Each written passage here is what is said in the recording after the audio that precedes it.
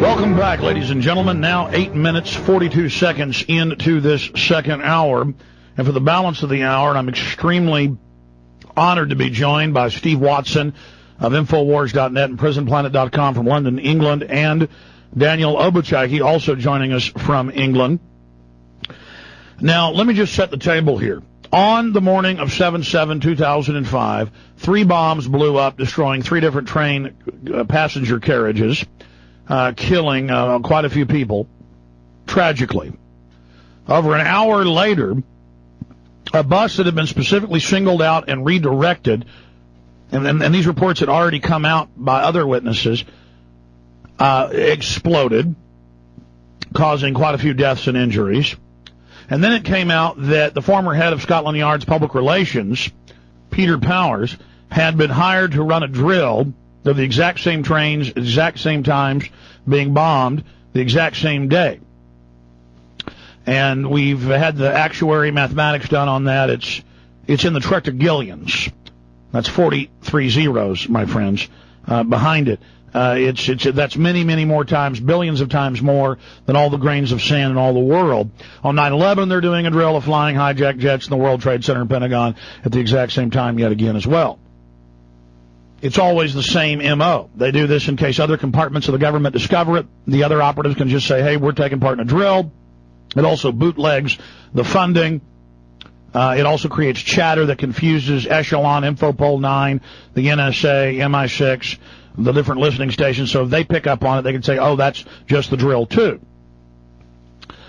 And there are hundreds of points concerning the London bombing. First, they said that it was simultaneous, and they said, no, it wasn't simultaneous. It turned out they were correct. It was simultaneous bombings on all 3 of the trains. Something went wrong. We had surmised from all the evidence something hadn't detonated on the bus. People reported there was not an Asian man down there. People had reported that suddenly there was just an explosion. Folks had reported that the bus had been singled out and diverted. I talked to bus drivers who'd heard about it. I talked to technicians who worked in that bus terminal about strange things and strange technicians working on that bus. And so from the evidence we had, something hadn't gone off simultaneously in the bus, so they redirected it. While they were redirecting it, to make sure it went off, from all the evidence we have, MI6, MI5, or some private agency that was carrying this out, clearly in collusion with the government, needed time to cover up what was happening with the bus because something had gone wrong.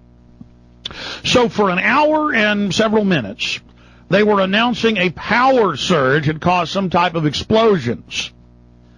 And now you got 3 blown up trains, dead people everywhere. They're coming out, bleeding, dying. They're telling everyone bombs went off. And the police are saying, no, no, no, it's a power surge. While, meanwhile, black sedans, blue sedans, motorcycles are directing this particular bus, the Hackney bus, to Tavistock Park, Tavistock Square. On board that bus is Daniel Obuchaki. And Daniel is there. And he's now going to tell you what he witnessed. And this is a eyewitness. Now, other eyewitnesses interviewed by police, and again, most police aren't involved in this. That's why we have Scotland Yard going, we don't think these guys knew they had bombs. We don't think that they were suicide bombers. We think someone gave them these packages. But then you got the problem of one of the bombers' passports, ID cards being found at 2 different bombings. So somebody messed up in the planting. You've got Benjamin Netanyahu being admitted, Associated Press, at least 30 minutes before getting a call and being told, don't get on the trains, stay in your hotel room. This is all on record. You've got Giuliani there when this happens. All very suspicious, folks. Same people, same players. This is so disgusting. And so we have Daniel there on the bus, and he's going to tell you what he witnessed. This is huge. I cannot hype this enough. I know Steve's working on a part 2 with this, so I want to bring up Daniel. Daniel, thank you for coming on. That's okay. How are you doing? Good, sir. Tell us a little bit about yourself, and then give us a thumbnail sketch of what happened on that bus that morning, what you witnessed, and then any more details that you haven't already given us for the Infowars.net story. And then I first want to say thank you for your courage, sir. Tell us first about yourself and how you got the courage to go public.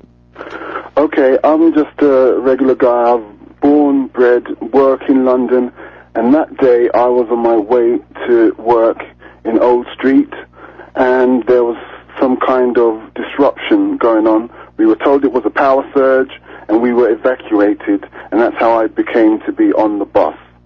And then after that, the bus left Euston, full of passengers who were also evacuated, and the bus seemed to be going nowhere. So I looked out of because I was standing on the lower deck, because I wasn't sure whether I was on the correct bus. And then I peered ahead, and I saw these two cars, which were a Mercedes and a BMW, blue and black, which seemed to be in front of the bus, holding it up. And it was diverted about 4 or 5 minutes later down towards Tavistock Square. And I think the results are quite evident for everyone else to see what took place in Tavistock Square. Please continue with once you got to the square, what you saw. Oh, well, after the explosion, you can understand, I was on the floor, so it took about 5 seconds till the noise had actually quietened down, and then I just got up, and then I ran and escaped and ran straight down the street. After a few paces down the street, I saw a man holding a camera. It looks like a camcorder, who was walking towards me, filming the bus itself. I was confused by this, and I stopped and skidded to a halt and looked left, right, and what was going on. Then I looked behind me, and I saw the bus, the upper deck of which had been completely destroyed by the bomb explosion. And then I think at that point, my mind must have just changed into some kind of, I was really not frightened, but I was aware that something amiss was going on, and I was just looking at the people moving into the actual space on the square. There were guys who were hanging around. There was a row of policemen who were just standing there in yellow fluorescent suits, jackets. They weren't doing anything. They were just watching. There was this guy filming, and I'm saying, what is going on here? It was just not, it didn't feel right. So I actually went and helped some woman who had been walking beside the bus. She was covered in blood, and then I helped her to get some kind of help at a hotel which was further down the square. And I passed this gentleman who seemed to have acquired some kind of injuries, but I couldn't understand for the life of me how this was possible, because he was 40, 50 meters away from the bus itself. So he was making a lot of noise and trying to get people's attention, but I just saw his actual injuries as fake. So in fact, you write in your description that within 60 seconds he had a bandage on his head, and there weren't even paramedics around him. Exactly. They hadn't even shown up yet. Can you say that in your own words, though? I mean, describe it in detail for us. Well, he had a bandage around his head, and he had his trouser leg had been split neatly along the seam, and he was rolling on the pavement. This was 50 meters away from the bus itself. The bus bomb itself blew backwards, so one lady who was at the back where I was standing in the center of the bus, or by the window, she actually died, and someone walking behind the bus also died. So the bus blew backwards, the bomb blew backwards.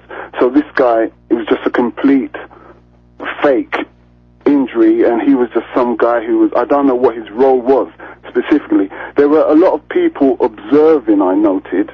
Some people were running forward, the medical staff and the medical professionals were, you could tell who they were, because they were trying to see what they could do for people.